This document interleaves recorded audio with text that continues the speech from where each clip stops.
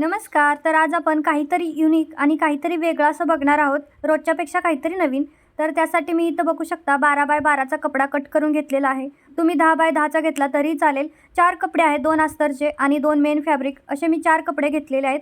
त्यानंतर काय करायचं, एका मेन फॅब्रिकवरती एक अस्तर ठेवायचा आणि चारही बाजूने हे एकमेकांना जॉईंट करून घ्यायचं. त्यानंतर दोन्ही कपडे समोरासमोर ठेवून चेन जॉईंट करून घ्यायची. त्याच्यानंतर मी असा एक बेल्ट, जो की आपला बेल्ट खांद्यावरती येणार आहे, तो आतमध्ये टाकून अशा प्रकारे कड्याने शिलाई जॉईंट करून घेतली. आणि जिथं बेल्ट आपण म्हणजे पट्टी जी लावत आहोत ना, तिथं 2-4 वेळा शिलाई करायची, म्हणजे ते निघणार नाही किंवा लवकर उसवणार नाही. त्याच्यानंतर सगळ्यात शेवटी खालच्या साईडनं सुद्धा शिलाई द्यायची. तर बॉक्स बनवायचा असेल बॉक्स पण बनवू शकता. आणि आपली इथं बॅग तयार झालेली आहे, बघू शकता. ही बॅग तयार करण्यासाठी मला ₹0 खर्च आलेला आहे, कारण की मी सगळं सामान घरचंच वापरलं आहे. चेनसुद्धा आधीच्या जुन्या फाटलेल्या बॅगची वापरलेली आहे. कशी झाली बॅग मला कमेंट करून नक्की सांगा.